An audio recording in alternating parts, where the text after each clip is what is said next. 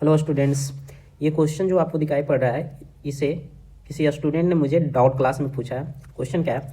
How is the chromosome number maintain in sexually reproducing organism. यानी कि जो sexual reproducing organism होते हैं वो अपने क्रोमोसोम नंबर को कैसे मेंटेन रखते हैं। इस क्वेश्चन को समझने से पहले हम लोग जानेंगे पहले कि ये क्वेश्चन एराइज क्यों हुआ।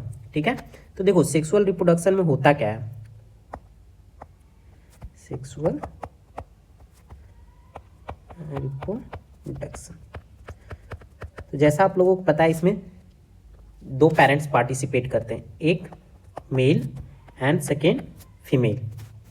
ओके, अब आपको पता होगा कि ह्यूमन बीइंग में नंबर ऑफ क्रोमोसोम कितने होते हैं। Number of chromosome in human 46। तो इसके पास भी नंबर ऑफ क्रोमोसोम क्या होगा 46, और यहाँ पे भी क्या होगा 46।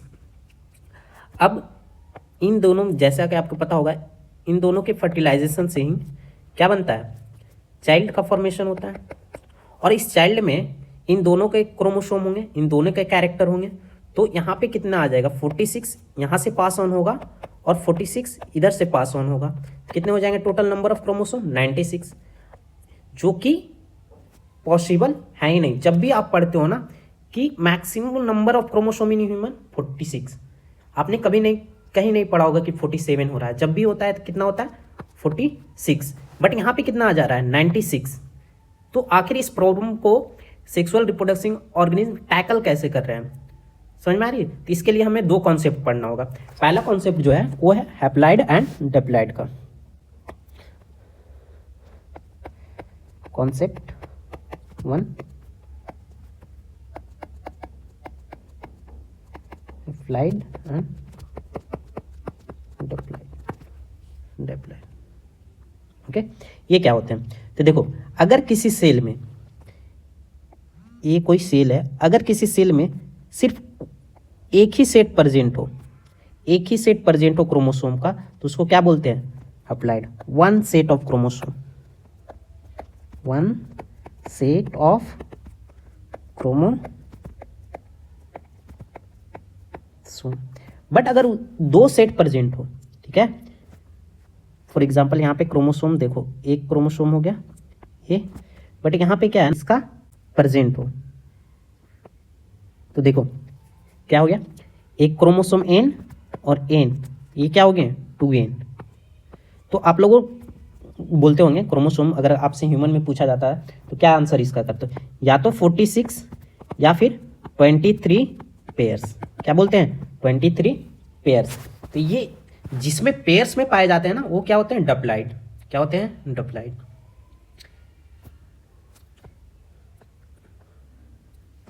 अब हम लोग आते हैं कॉन्सेप्ट नंबर 2।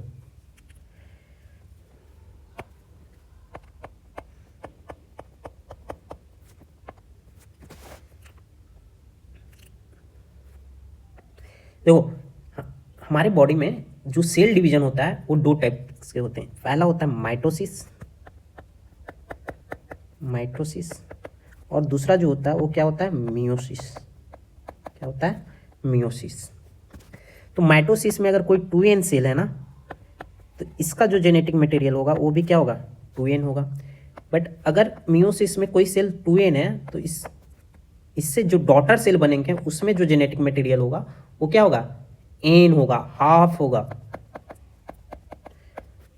अब यहाँ पे कंफ्यूजन होगा कि अगर ये हाफ हो गया तो हमारे बॉडी में जो प्रोटीन बन रहे हैं, ठीक है, हमारे बॉडी में जो प्रोटीन बन रहे हैं उसमें क्या कोई इशू तो नहीं होगा। तो इससे समझने के लिए ऐसे समझो ना कि आपके पास पहले कितनी थी, आपके बॉडी में कितनी किडनी है 2।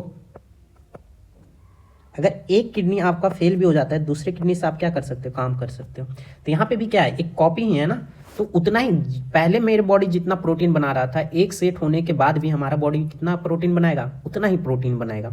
समझ में आई बात। तो अब देखो यहाँ पे होता क्या है, ये हमारा क्या है मेल और ये फीमेल, दोनों के पास क्या है 46 क्रोमोसोम। बट यहाँ पे क्या होता है गैमिट का फॉर्मेशन होता है। क्या होता है गैमिट फॉर्मेशन। और ये जो गैमिट का फॉर्मेशन होता है वो किसके द्वारा होता है मियोसिस के द्वारा। और मियोसिस क्या करेगा, 46 क्रोमोसोम को कन्वर्ट कर देगा 23 क्रोमोसोम। यहाँ पे भी मियोसिस क्या करेगा,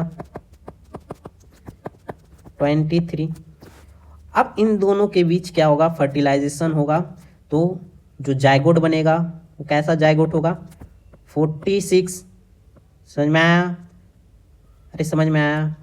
और और यही जायगोट लेटर किस में डेवलप हो जाएगा, चाइल्ड में। और ये तो यहाँ पे जो सेल डिवीजन होगा वो कैसा होगा, माइटोसिस। तो ये एक प्रोसेस है जिसके द्वारा जो सेक्सुअली रिप्रोड्यूसिंग ऑर्गेनिज्म होते हैं वो अपने क्रोमोसोम नंबर को मेंटेन रखते हैं। समझ में आया, थैंक्स।